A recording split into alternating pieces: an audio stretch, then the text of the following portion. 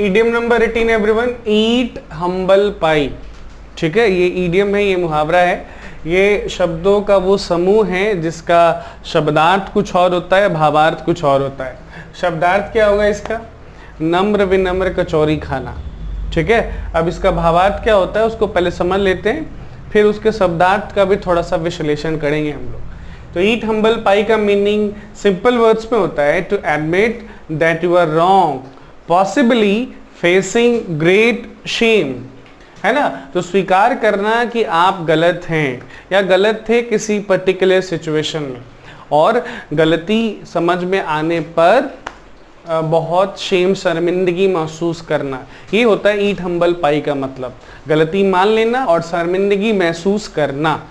ठीक है एवरीवन, गलती स्वीकारना और शर्मिंदगी महसूस करना। चलिए इस इडियम को, इस मुहावरे को एक सेंटेंस में यूज करते हैं, है ना। एग्जाम्पल सेंटेंस है, I had to eat humble pie when Harry, who I said would never have any success, won the first prize। बताइए, हैरी के बारे में मैंने कहा था कि उसको कोई सफलता नहीं मिलेगी और वो तो प्रथम पुरस्कार जीत गया। तो मुझे अपनी गलती का एहसास हुआ, मैंने अपनी गलती मानी, और ना सिर्फ मैंने गलती मानी, मुझे शर्मिंदगी भी हुई, मुझे अपने आप पर दुख भी हुआ, अफसोस भी हुआ कि मैंने किस आधार पे कहा। ठीक है एवरीवन, तो ईट हम्बल पाई। अब इसके बनने के पीछे की कहानी को समझे एवरीवन। देखिए, पुराने ज़माने में जब अमीर घराने के लोग मीट, मांस, मछली खाया करते थे, तो एक वर्ड है, ध्यान देंगे सब लोग, अंबल। एक वर्ड है अंबल। ठीक है, अंबल का मतलब मांस होता है। ठीक है, वो जो हिरण होता था उसके गट्स को, है ना, और उसके लीवर वगैरह ऑर्गन को अंबल कहा जाता था।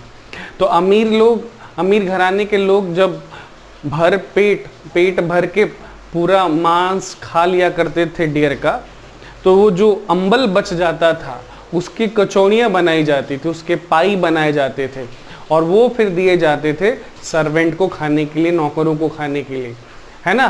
तो वो जो नौकर थे उनको हम्बल माना जाता था, नम्र विनम्र माना जाता था। तो ये जो वर्ड है हम्बल, वो एक्चुअली अंबल से कंफ्यूज हो गया। ये जो वर्ड है हम्बल, वो अंबल से कंफ्यूज हो गया। तो वो अंबल पाई खा रहे थे, हम्बल लोग अंबल पाई खा रहे थे, तो अंबल और हम्बल के बीच में कंफ्यूजन हो गया, और इसीलिए हम्बल पाई को कंसिडर किया जाने लगा, अंबल पाई को कंसिडर किया जाने लगा किसी शर्मनाक, है ना, किसी बेइज्जती करने वाली अपमानजनक चीज के रूप में। तो उसी समय से ईट हम्बल पाई का मतलब हो गया गलती मानना और शर्मिंदगी महसूस करना। चलिए आगे बढ़ते हैं अगले इडियम की तरफ। Idiom number 19, to end in smoke. अब इसका शब्दार्थ क्या हो जाएगा? धुआं हो जाना।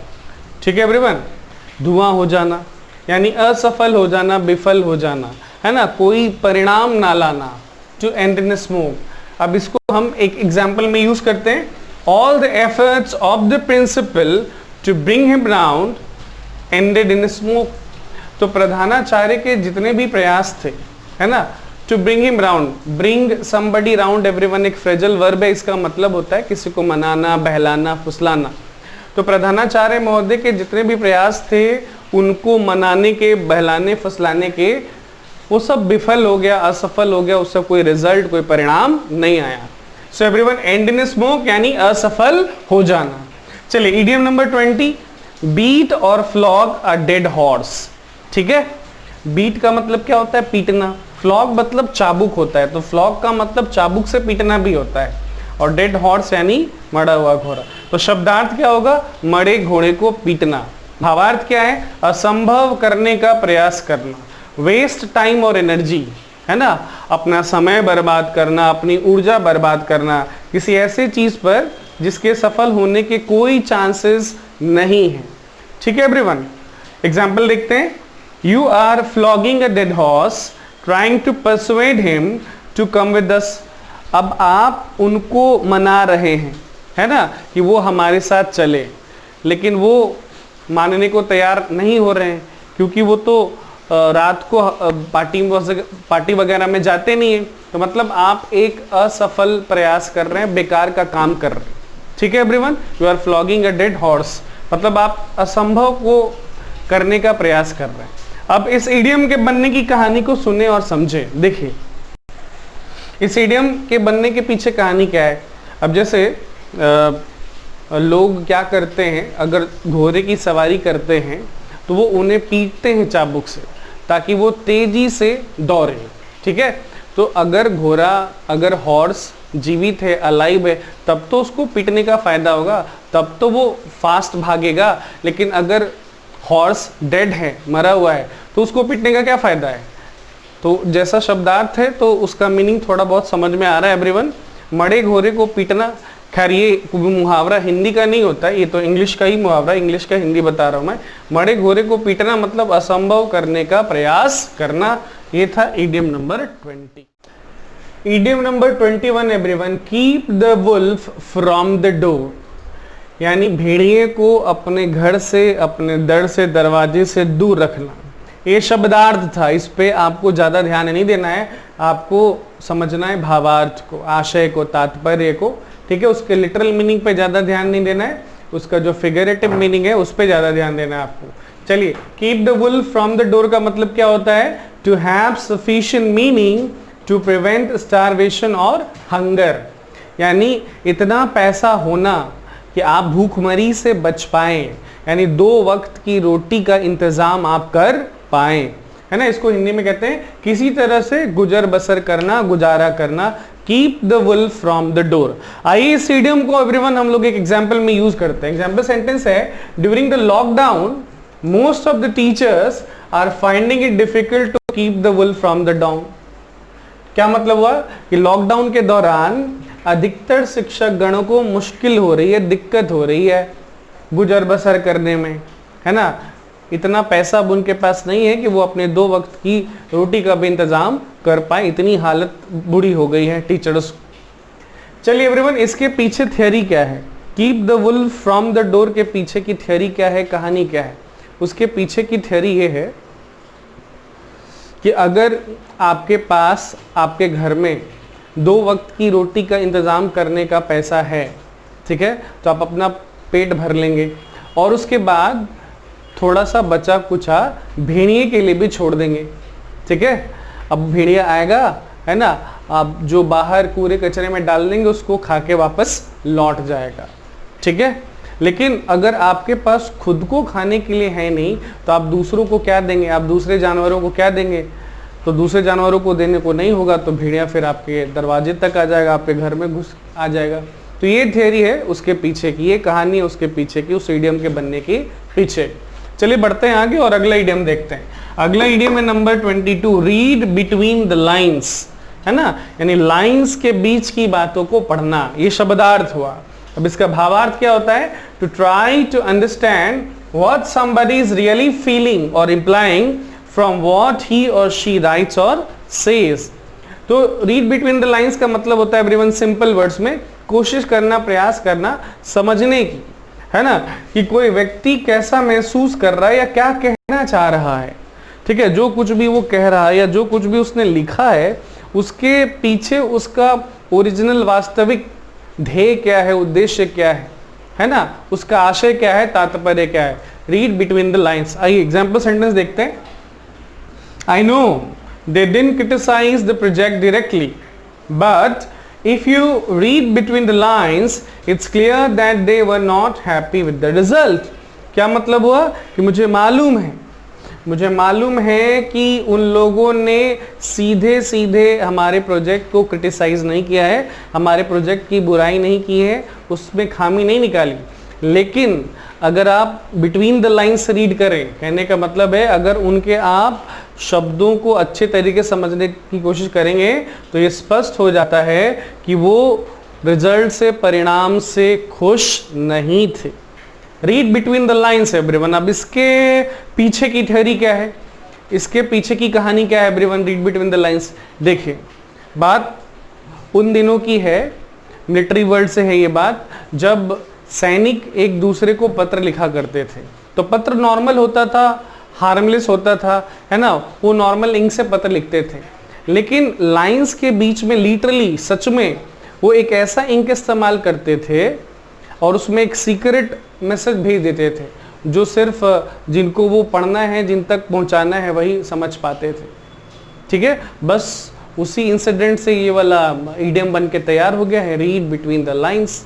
चलिए आगे बढ़ते हैं। Idiom number 23 everyone, to take to task, to take somebody to task. ठीक है, इसका मीनिंग सिंपल वर्ड में होता है टू रिब्यूक, पनिश और रेप्रीमेंट somebody, यानी किसी को डांटना, फटकारना या दंडित करना, है ना। खरी खुटी सुनाना, लतारना, ये सारे मीनिंग्स हो जाते हैं to take somebody to task के। आइए इसको एग्जाम्पल में यूज करते हैं। If you don't do your homework for a week, your teacher will take you to task, है ना। अगर आप अपना गृह कार्य नहीं करेंगे एक सप्ताह तक, तो आपके शिक्षक आपकी पूजा तो करेंगे नहीं, आपको मिठाई तो देंगे नहीं, आपको शाबाशी तो देंगे नहीं। तो व्हाट ही और she will do to you, है ना, ही और she will take you to task, वो आपको डांटेंगे, फटकारेंगे, लताड़ेंगे, है ना, आपको दंडित करेंगे, आपको सजा सुनाएंगे। ये था everyone idiom number 23। Idiom number 24 everyone, under a cloud, है ना। अंडर अ क्लाउड का मतलब होता है अंडर सस्पिशन, है ना, यानी शक के घेरे में, शक के दायरे में। ठीक है, अगर कोई व्यक्ति शक के घेरे में है, इसका मतलब उस पर शक किया जा रहा है कि कहीं उसी ने तो वो कोई कांड नहीं कर दिया है, उसी ने तो कोई गलत काम नहीं कर दिया है। आइए उसको एक एग्जाम्पल में यूज करते हैं। देखिए, until proven innocent, every manager of the company is under a cloud।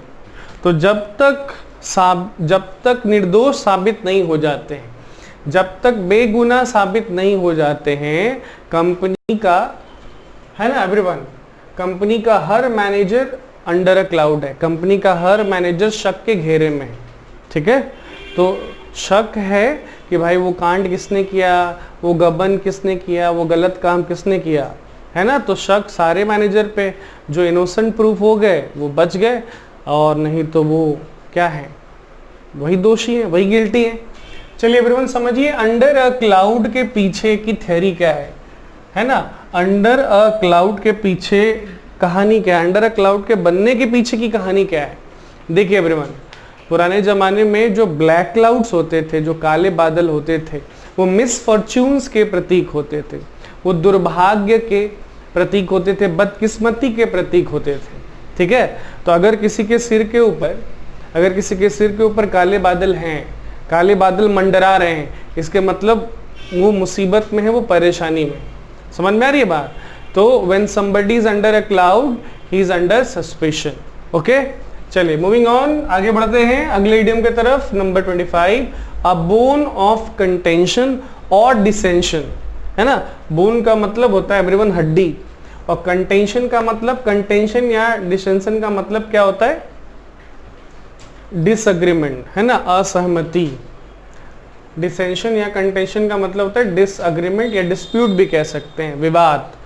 ठीक है, तो बोन ऑफ कंटेंशन का एवरीवन फिगरेटिव मीनिंग क्या होगा, the subject of a dispute और आर्गुमेंट और डिसएग्रीमेंट, वाद विवाद झगड़े लड़ाई का कारण, वाद विवाद या झगड़े लड़ाई का कारण होता है बोन ऑफ कंटेंशन। चल एग्जांपल देखते हैं everyone. That beautiful girl has now become a bone of contention between the two best friends of the college. कितना इंटरेस्टिंग सेंटेंस है। दो सबसे अच्छे दोस्त कॉलेज के, है ना, दो सबसे अच्छे दोस्त कॉलेज के, उन दोनों के बीच की जो दोस्ती है, जो संबंध है, वो खराब हो जाता है, संबंध में खटास आ जाता है एक खूबसूरत लड़की के वजह से। अब दोनों चाहते हैं कि वो खूबसूरत लड़की उनके पास जाए, तो वो जो खूबसूरत लड़की है वो उन दोनों के बीच के लड़ाई झगड़े वाद विवाद का कारण बन चुकी है ना एवरीवन। Bone of contention. अब बोन ऑफ कंटेंशन के पीछे की थ्योरी समझिए। ये जो बोन है ना, ये जो हड्डी है, ये हड्डी वो हड्डी है जिसके लिए दो डॉग्स आपस में लड़ते हैं। समझ रहे एवरीवन, एक हड्डी है और उसको दो डॉग दबोचना चाहते हैं, खाना चाहते हैं। तो हड्डी यहाँ पे प्रतीक हो गई किसी भी चीज का जिसको प्राप्त करने की कोई भी दो पार्टी या दो से अधिक पार्टी करती है। ठीक है, बोन ऑफ कंटेंशन। आगे बढ़ते हैं एवरीवन। नंबर 26 है अ डार्क हॉर्स। डार्क हॉर्स का एवरीवन हिंदी इक्विवेलेंट होता है छुपा रुस्तम। डार्क हॉर्स का हिंदी इक्विवेलेंट होता है छुपा रुस्तम। छुपा रुस्तम किसको बोलते हैं एवरीवन? अनएक्सपेक्टेड और अननोन विनर को, है ना, किसी कॉन्टेस्ट या किसी रेस का अनएक्सपेक्टेड अननोन विनर, है ना, ऐसा कोई व्यक्ति जिसके बारे में लोगों को बहुत कम उम्मीद थी कि वो सफल होगा, है ना, वो जीतेगा किसी दौर को, किसी कॉन्टेस्ट को, किसी प्रतियोगिता या किसी प्रतिस्पर्धा को। ठीक है, आइए इसको एग्जाम्पल में यूज करते हैं। She is a dark horse, I didn't know she had written a novel. यार वो तो एक छुपा रुस्तम निकली, मुझे नहीं मालूम था कि उसने एक उपन्यास लिखा है। ठीक है, अब डार्क हॉर्स के पीछे की थ्योरी क्या है everyone?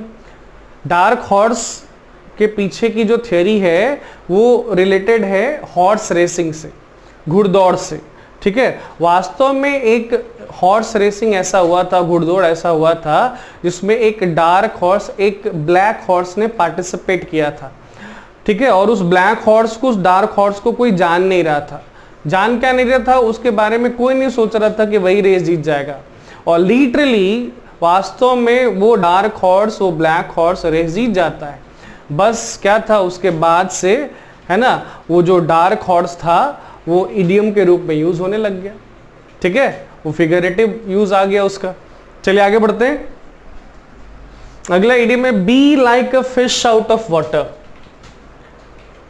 Be like a fish out of water मतलब बिना पानी के मछली जैसा होना, बिना जल के मछली जैसा होना, यानी to be uncomfortable and restless, है ना, to be uncomfortable and restless, असहज और अस्थिर होना। आप सबको मालूम है ना, कि मछली जलीय जीव है, वो पानी में रहती है, बिना पानी के वो रह नहीं सकती है, पानी के बाहर आएगी तो उसका दम घुट जाएगा और वो मर जाएगी। तो जैसे वो बेचैन हो जाती है, जैसे वो रेस्टलेस हो जाती है, अनकंफर्टेबल फील करती है पानी से बाहर निकलते ही, वैसे ही ये वाला जो इडियम है ये किसी और दूसरे कॉन्टेक्स्ट में पर्सन के लिए भी इस्तेमाल किया जा सकता है ना। तो बिना जल के मछली के जैसा होना मतलब अनकंफर्टेबल होना, रेस्टलेस होना। ठीक है एवरीवन, आइए एग्जांपल लिखते हैं। Our new teacher looked like a fish out of water. हमारे जो नए शिक्षक थे वो अनकंफर्टेबल और रेस्टलेस दिख रहे थे, है ना, असहज दिख रहे थे और बेचैन दिख रहे थे। मतलब पढ़ाने में उनको थोड़ा मन नहीं लग रहा था, है ना, वो कंफर्टेबल फील नहीं कर रहे थे। ये था एवरीवन इडियम नंबर 27। चलिए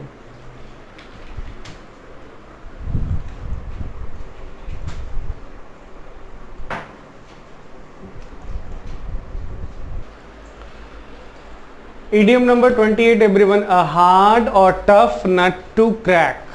ठीक है, इसका मतलब होता है सिंपल वर्ड्स में a person or problem that is very difficult to understand or solve.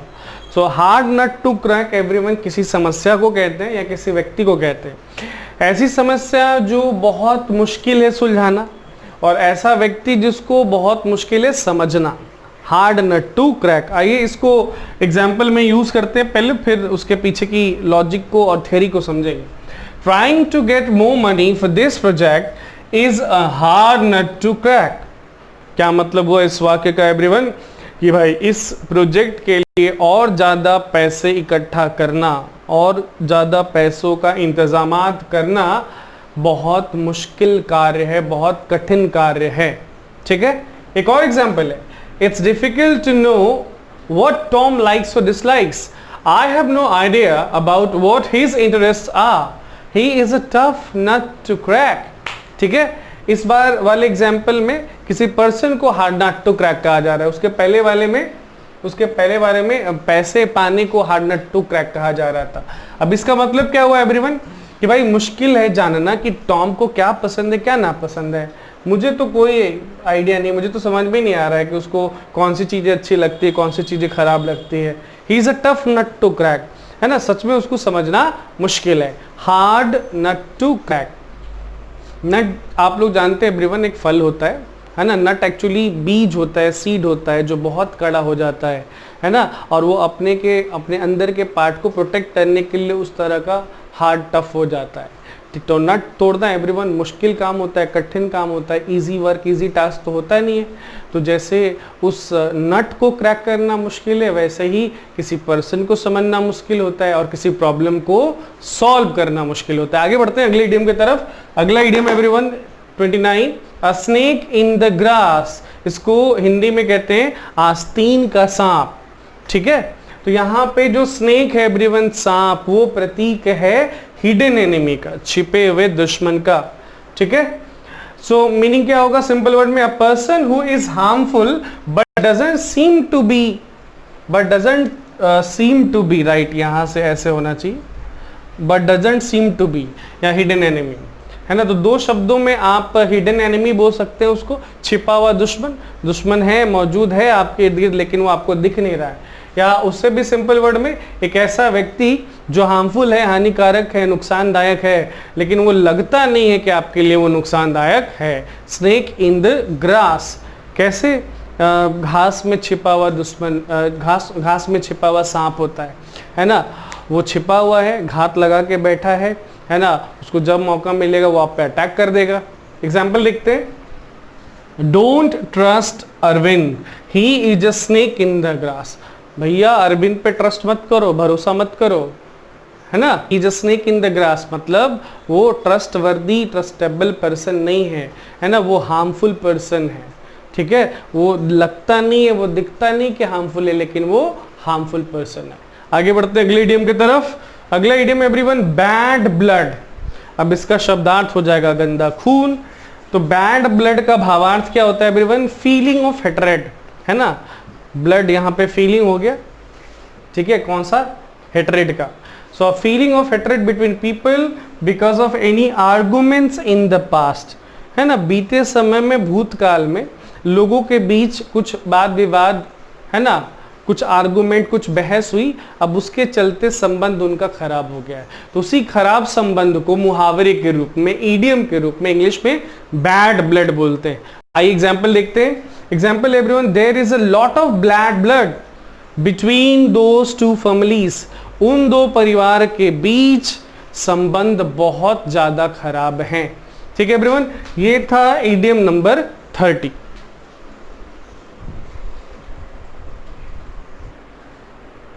चलिए एवरीवन, इडियम नंबर 31 क्या है, to be wet behind the ears. इसका मतलब क्या होता है सिंपल वर्ड्स में, टू बी इनएक्सपीरियंस्ड यानी अनुभवहीन होना, नौसिखिया होना, नया नवेला होना, फ्रेशर होना। ठीक है एवरीवन, आइए पहले एग्जाम्पल सेंटेंस देख लेते हैं, उसके बाद फिर कनेक्शन देखेंगे हम, है ना, इस इडियम के, इसके स्टोरी के साथ। चलिए idiom example everyone, from the way the soldier handled the gun, everyone could tell that he was weight behind the ears।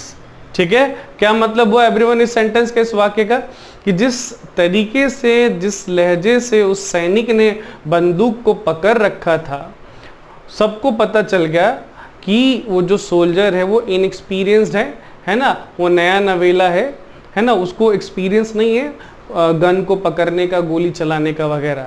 ठीक है, अब वेट बिहाइंड द ईयर्स के बनने के पीछे स्टोरी क्या है एवरीवन, देखिए। तो ये जो वेट बिहाइंड द ईयर्स है, ये आता है बर्थिंग प्रोसेस से, मतलब जन्म लेने की प्रक्रिया से। किसके जन्म लेने की प्रक्रिया से, तो गाय का जो बच्चा होता है, बछड़ा, उसके जन्म लेने की प्रक्रिया से ये वाला इडियम रिलेटेड है। जब बछड़े का जन्म होता है, जब गाय या भैंस के बच्चे का जन्म होता है, तो वो उसका पूरा बॉडी खून से सना हुआ होता है, उसके चारों तरफ ब्लडी ब्लड होते हैं, है ना। फिर जब वो अपने माँ के पेट से बाहर आ जाता है, तो धीरे धीरे वो जो खून है, वो जो ब्लड है, वो सूखने लग जाता है। तो उसके शरीर का हर हिस्सा सूख जाता है, लेकिन कान के पीछे का जो हिस्सा है वो ज़्यादा देर से सूखता है ना। उसके पीछे एक पैच रह जाता है, उसके पीछे एक धब्बा रह जाता है खून का, ब्लड का। तो उसको देख के पता चल जाता है कि इस बछड़े को जन्म लिए हुए ज़्यादा देर नहीं हुआ है, ये बछड़ा नया नया जन्मा है, ये नवजात है। ठीक है एवरीवन, तो बस इसी चीज़ को रिलेट किया जाने लगा पर्सन से, व्यक्ति से, है ना। वो व्यक्ति जिसने किसी काम को अभी करना चालू ही किया है ना, वो काम में नया है, तो उनको कहा जाता है कि they are wet behind the ears. चलिए आगे बढ़ते हैं, अगले एग्जाम्पल देखते हैं। Call it a day. ठीक है एवरीवन, ये इडियम है, इसका मीनिंग समझते हैं पहले। कॉल इट अ डे का मतलब होता है to stop doing something and go back to it, मतलब काम करना बंद करना और घर लौट आना, ये मीनिंग होता है कॉल इट अ डे का। आइए इसको एग्जाम्पल में यूज करते हैं। Example everyone, I think we have done enough work today, I am feeling tired now, let's call it a day, है ना। क्या मतलब वो पूरे वाक्य का एवरीवन, कि मुझे लगता है कि हमने आज पर्याप्त काम किया है, काफी काम किया है, खूब काम किया है ना, क्योंकि मैं थका हुआ महसूस कर रहा हूं, तो आज का काम यहाँ पे रोकते हैं, बंद करते हैं, अब घर चलते हैं, कल फिर आएंगे तो कल फिर वहां से काम चालू करेंगे। ठीक है एवरीवन, अब इस इडियम के बनने के पीछे थ्योरी क्या है, इस इडियम के बनने के पीछे कहानी क्या है एवरीवन। एक्चुअली में कॉल इट अ डे ना, call it half a day से बना है, call it half a day. ठीक है everyone, call it half a day. क्या होता था, मजदूर जो थे, ठीक है, लंच करने के पहले, लंच करने वो घर जाते थे, और घर जाने के पहले वो काम को थोड़ी देर के लिए, है ना, टेम्पररीली रोक देते थे। ठीक है, तो call it half a day, वो अपने काम को अपने बॉस को बोल के जाते थे कि भाई आज का आधे दिन का काम खत्म हुआ, है ना। वो काम बंद करते थे, घर जाते थे, लंच करते थे, लंच करने के बाद वापस आते थे, फिर काम चालू करते थे। ठीक है एवरीवन, तो call it half a day था ओरिजिनल इडियम, अब उसी से बन गया कॉल इट अ डे, मतलब दिन का काम बंद करना, घर चले जाना, फिर कल आना, उसके बाद कार्य आरंभ करना, शुरू करना। ओके एवरीवन, नेक्स्ट इडियम है ग्रीस और ऑयल समवन्स पाम और हैंड। इसका शब्दार्थ क्या होगा कि किसी के हथेली में या हाथ में तेल लगाना या ग्रीस लगाना। ठीक है, ये तो शब्दार्थ हुआ। इसका भावार्थ क्या होता है, टू पे समबडी अ ब्राइब, किसी व्यक्ति को घूस देना, रिश्वत देना। समझ रहे एवरीवन, ताकि कोई काम इलीगली, गैर कानूनी रूप से कराया जा सके। ठीक है, एग्जाम्पल देखते हैं पहले। I had to grease the clerk's palm in order to get the job done. तो काम कराने के लिए मुझे क्लर्क को रिश्वत देना पड़ा, घूस देना पड़ा। ठीक है एवरीवन, अब क्या कनेक्शन है इस इडियम का उसके मीनिंग के साथ, समझिए एवरीवन। ये जो ऑयल है, तेल या ग्रीस, ये हम लोग मशीन पार्ट्स में लगाते हैं, है ना। उस पार्ट में लगाते हैं जहां पे दो पार्ट आपस में टकराते हैं या घिसते हैं, जहाँ पे घर्षण होता है, फ्रिक्शन होता है। तो फ्रिक्शन की वजह से क्या होता है एवरीवन, वो जो मशीन है वो उतना इफेक्टिवली और स्मूथली काम नहीं करता है। अब ऑयल लगा देने से, ग्रीस लगा देने से जो फ्रिक्शन होता है वो काफ़ी कम होता है और मशीन स्मूथली काम करने लग जाता है। ठीक है एवरीवन, तो आप इसको ऐसे रिलेट कर सकते हैं कि अगर आपने घूस दे दिया, है ना, किसी आदमी को, खासकर किसी सरकारी आदमी को, तो वो आपका काम जल्दी कर देता है, तुरंत कर देता है ना, बिना झिझक के कर देता है। ठीक है everyone, to grease someone's palm और हैंड। चलिए, इडियम नंबर 34 है hand in glove. Hand in glove का मतलब होता है very closely, usually in something dishonest work. ठीक है, वेरी क्लोजली यानी बहुत घनिष्ठता से, बहुत करीबी से। ठीक है, खासकर किसी बेईमानी वाले काम में। एग्जाम्पल देखते हैं। The terrorists are working hand in glove with the drug traffickers. ये जो आतंकवादी हैं ये बहुत घनिष्ठता से काम कर रहे हैं, किनके साथ, ड्रग तस्करों के साथ। ठीक है एवरीवन, अब इसके पीछे की थ्योरी को समझिए। हैंड इन ग्लव एवरीवन, शुरुआत में हैंड एंड ग्लव था, ये आज हो गया है हैंड इन ग्लव, लेकिन जब ये बना था तब ये हैंड इन ग्लव था। ठीक है, हैंड और ग्लव, ग्लव को, दस्ताने को एवरीवन हम हाथ में ही पहनते हैं, और वो जो दस्ताना होता है बिल्कुल हमारे हाथ के ही जैसा होता है, और दोनों के बीच ना कनेक्शन होता है बहुत बड़ा, दोनों के बीच बहुत बड़ी सिमिलैरिटी होती है, दोनों के बीच बहुत बड़ी घनिष्ठता होती है। तो बस इसी आइडिया को इस मीनिंग के साथ जोड़ दिया गया। हैंड इन ग्लव यानी बहुत घनिष्ठता से, बहुत करीबी से। ठीक है, बाकी आपने एग्जाम्पल सुन लिया। ये था इडियम नंबर 34।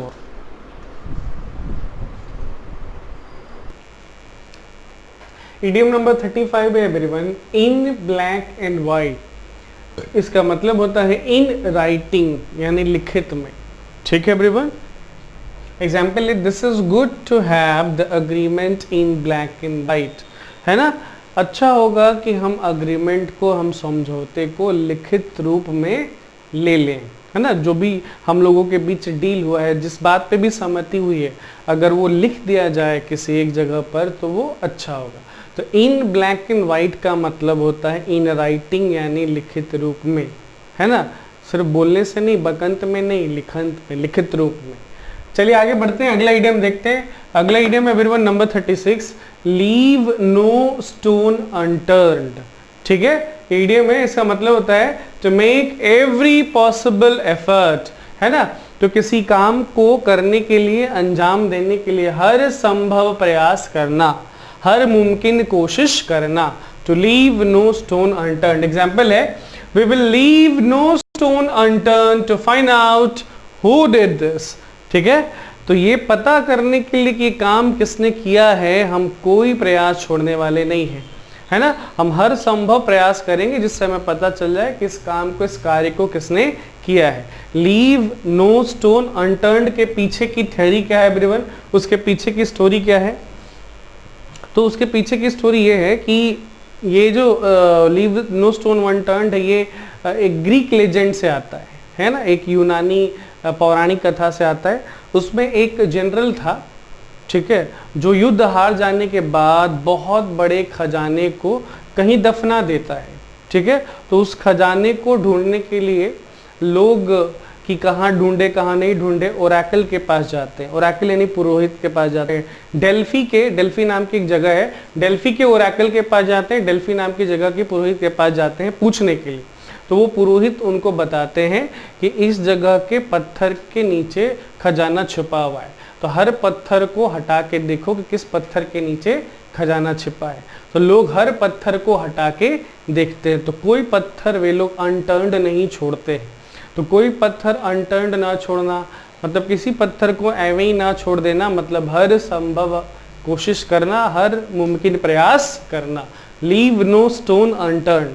चलिए आगे बढ़ते हैं एवरीवन, अगला इडियम है live from hand to mouth. ठीक है, इसका मीनिंग है spend all the money on basic things like food, clothes etcetera without being able to save. तो live from hand to mouth का मतलब होता है एवरीवन, जो आपने पैसे कमाए वो सारे खर्च कर देना। कहाँ? बेसिक चीजों पर, मूलभूत चीजों पर, भोजन, कपड़ों पर, है ना, रोटी कपड़े और मकान पर, और थोड़े से भी पैसे ना बचा पाना, ऐसी स्थिति में होना। Live from hand to mouth यानी रोज कुआं खोदना और पानी पीना, है ना, रोज कुआं खोदना और पानी पीना, यानी बहुत ही दयनीय स्थिति में होना, जहां आप जितना कमा रहे हैं सब पैसे आपके खर्च हो जा रहे हैं। एग्जाम्पल देखिए, my father earned very little, there were 4 kids, so we live from hand to mouth.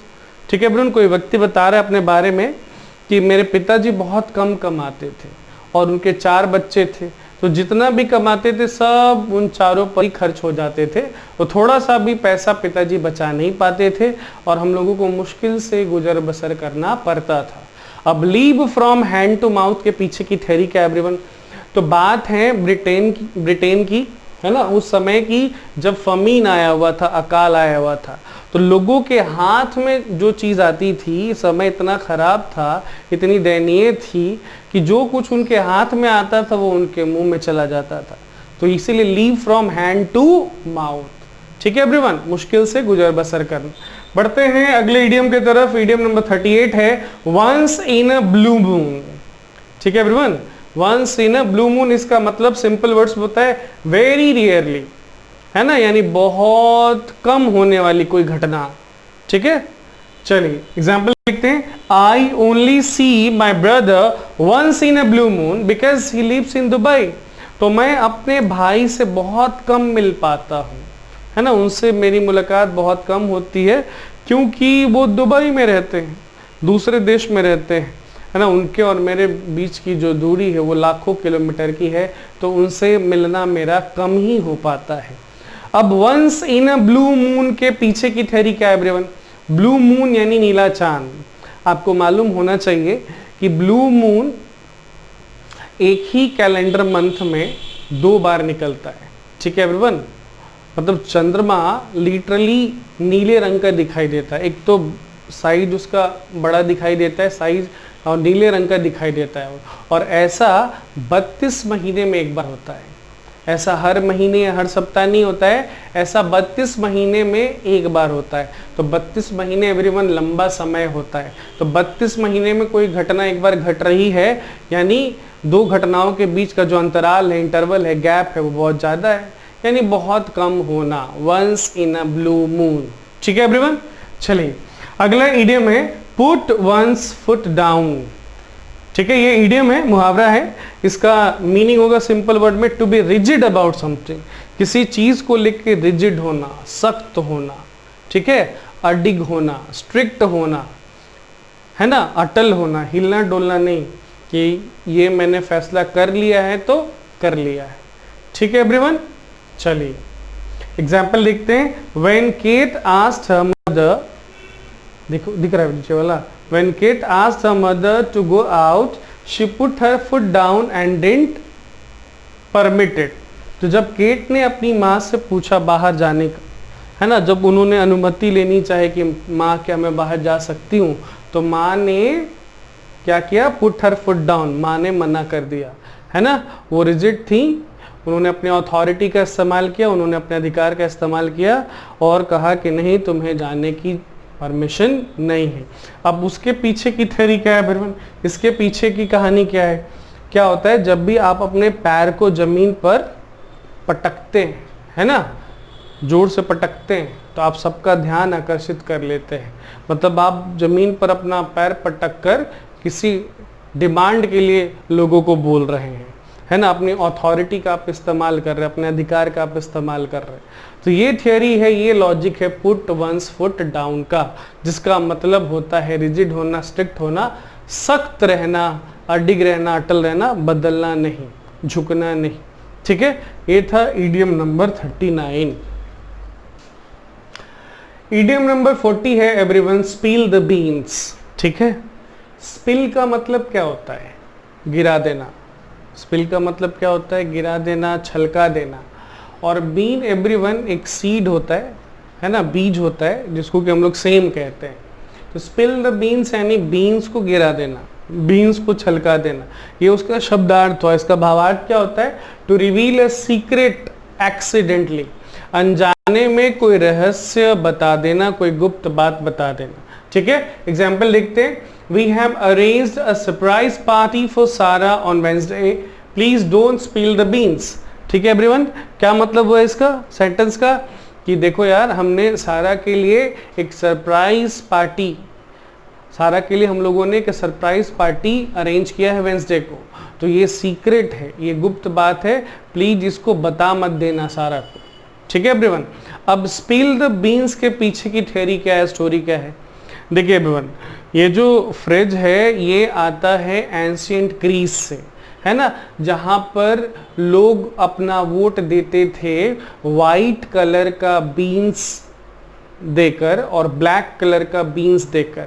ठीक है, वाइट कलर का बीन प्रतीक था कि आप उस कैंडिडेट के फेवर में हैं, और ब्लैक कलर का बीन ये प्रतीक था कि आप उस कैंडिडेट के जो चुनाव में खड़ा हुआ है उसके आप अगेंस्ट में हैं। ठीक है, तो वो जो बीन्स होता था उसको एक जार में कलेक्ट करते थे, वाइट कलर के बीन्स को और ब्लैक कलर के बीन्स को।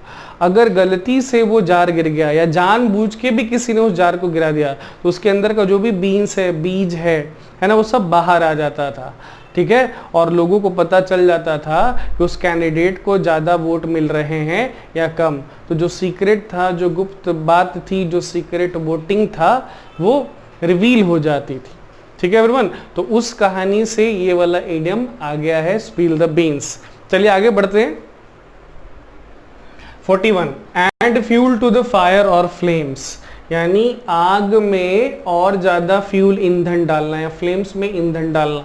ये तो उसका शब्दार्थ हुआ। भावार्थ उसका क्या होगा, to make a bad situation even worse, किसी बुरी स्थिति परिस्थिति को और ज्यादा बुरा, और ज्यादा खराब बना देना, बदतर बना देना। ठीक है, सुधारना नहीं और खराब कर देना। एग्जाम्पल है, arresting the communal leader in such a tense situation will only add to the will only add fuel to the fire. क्या मतलब हुआ भाई उसका, कि अगर कम्युनल लीडर को, अगर उस सांप्रदायिक नेता को गिरफ्तार कर लिया जाता है तो उससे बात जो है और ज़्यादा बिगड़ेगी, मामला जो है, मसला जो है और ज़्यादा खराब होगा, वो सुधरेगा नहीं।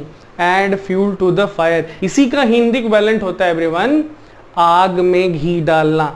ठीक है, अब अगर आग में घी डालें आप या कोई भी फ्यूल ईंधन डालेंगे तो आग और भड़केगी ना, और आग और ज़्यादा बड़ी हो जाएगी। तो यहाँ पे जो आग है वो बुरी स्थिति परिस्थिति का प्रतीक है। ठीक है everyone, add fuel to the fire. आगे बढ़ते हैं, number 42, to be all at sea. ठीक है, ये ईडियम है और इसका मीनिंग है ये सिंपल वर्ड्स में, to be in a state of confusion and disorder. Confusion और डिसऑर्डर के स्टेट में होना, यानी दुविधा में होना, असमंजस में होना। ठीक है एवरीवन, पजल्ड होना, to be all at sea. Example देखते हैं, when the teacher asked him a question about the subject he was all at sea. तो जब शिक्षक महोदय ने उससे एक प्रश्न पूछा सब्जेक्ट को लेकर तो वो कंफ्यूज्ड हो गया, ही वाज पजल्ड, है ना, वो दुविधा में पड़ गया, असमंजस में पड़ गया, उसको समझ में नहीं आ रहा था कि क्या बोलूं मैं। ऐसी स्थिति में चला गया वो जहां पे उसको नहीं समझ में आ रहा था कि क्या बोलना है क्या नहीं बोलना है। टू बी ऑल एट सी। अब इस इडियम के पीछे की थ्योरी को आप समझे, टू बी ऑल एट सी। देखिए एवरीवन, ये जो इडियम है ये आता है कहाँ से, समुद्री इलाके से आता है। मतलब समुद्र में जो लोग यात्रा करते थे, पुराने ज़माने की बात है एवरीवन, जब इक्विपमेंट्स जो थे, जो नेविगेशन इक्विपमेंट थे, उनकी डिस्कवरी नहीं हुई थी, उनका इन्वेंशन नहीं हुआ था, उनकी खोज नहीं हुई थी। तो लोगों के लिए ना समुद्र में, सागर में यात्रा करना बहुत मुश्किल होता था। ठीक है, वो अजम्पशन पर काम चलाते थे, अंदाज पर काम चलाते थे। कभी अजम्पशन उनके सही होते थे, कभी गलत होते थे। अगर समुद्र में, सागर में, महासागर में यात्रा करने के दौरान अगर उनको कोई लैंड पार्ट नहीं दिखता था तो समझ जाइए कि वो हमेशा हमेशा के लिए समुद्र में खो गए हैं। तो अगर वो पूरी तरह से समुद्र में है, इसका मतलब वो कंफ्यूज्ड है।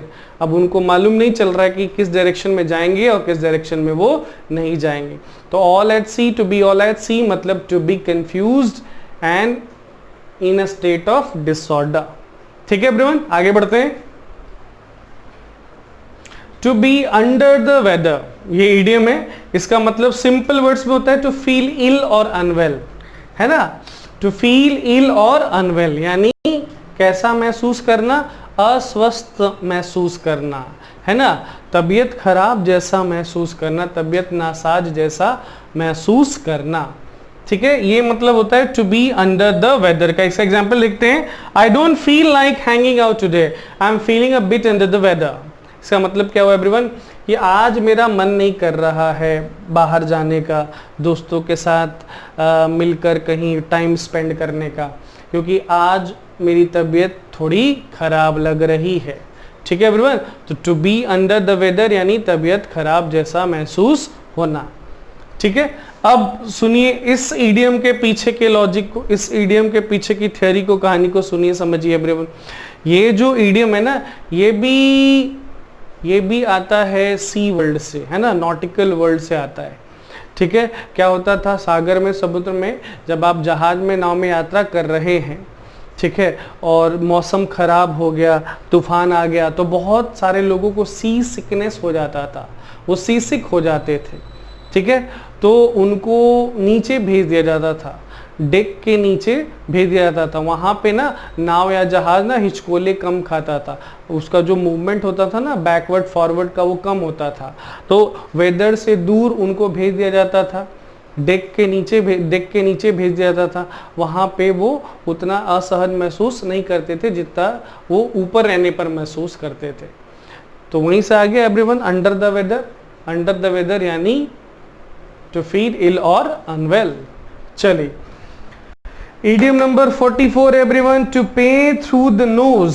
इसका मतलब होता है to pay an exorbitant price, to pay an extremely high price, किसी चीज को खरीदने पाने के लिए बहुत ज्यादा कीमत अदा करना, ये मीनिंग होता है to pay through the nose का। एग्जाम्पल देख लेते हैं, we pay through the nose to get the car fixed. Car की मरम्मत कराने के लिए हमें बहुत ज्यादा कीमत अदा करनी पड़ी। ठीक है, अब पे थ्रू द नोज के पीछे की थ्योरी को, पे थ्रू द नोज के पीछे की कहानी को सुनिए और समझिए एवरीवन, है ना। कहानी सुनने से क्या होता है ना, वो इडियम जिन शब्दों से बना है उनके अर्थ को हम समझ जाते हैं। ठीक है, और जो भावार्थ है जो जिसको हमें समझना है मेनली बेसिकली, वो भी हम लोग आसानी समझ जाते हैं और लंबे टाइम तक याद रखते हैं उसको। चलिए, पे थ्रू द नोज, देखिए डेन्स नाम का एक राजा था। ठीक है एवरीवन, इसने आयरलैंड पे कब्जा कर लिया। डेन्स नाम का राजा था, उसने एक समय में आयरलैंड पे कब्जा कर लिया। तो जब उसका कब्जा हो गया आयरलैंड पर, तो उसने अपने लोगों को आदेश दिया कि भाई यहाँ कितने लोग हैं सबको गिनो। ठीक है, अच्छा एक और ईडियम होता है एवरीवन, काउंट नोजेस। एक और ईडियम होता है काउंट नोजेस। ठीक है, तो काउंट नोजेस का मतलब होता है काउंट पीपल। काउंट नोजेस का मतलब होता है काउंट पीपल। तो वो जो नोजेस है वो पीपल का प्रतीक है। तो डेन्स नाम के राजा ने अपने लोगों को हुक्म दिया कि भाई काउंट नोजेस यानी काउंट पीपल, कितने लोग यहाँ पे रहते हैं आयरलैंड के लोग। ठीक है, एक बार जब गिनती हो गई उनकी, तो उनके ऊपर सारे आदमियों के ऊपर उन्होंने भारी भारी भरकम टैक्स लाद दिया कि इतना टैक्स आपको देना ही है ना। तो वो टैक्स कौन अदा कर रहे थे? लोग अदा कर रहे थे, नोज अदा कर रहे थे। तो वो ज़्यादा पैसे आ रहे थे, तो ज़्यादा पैसे कहाँ से आ रहे थे? लोगों से आ रहे थे, नोज से आ रहे थे। तो ये कनेक्शन है to pay through the nose का, to pay N exorbitant price के साथ। ठीक है एवरीवन, इस तरह से ये था इडियम नंबर 44।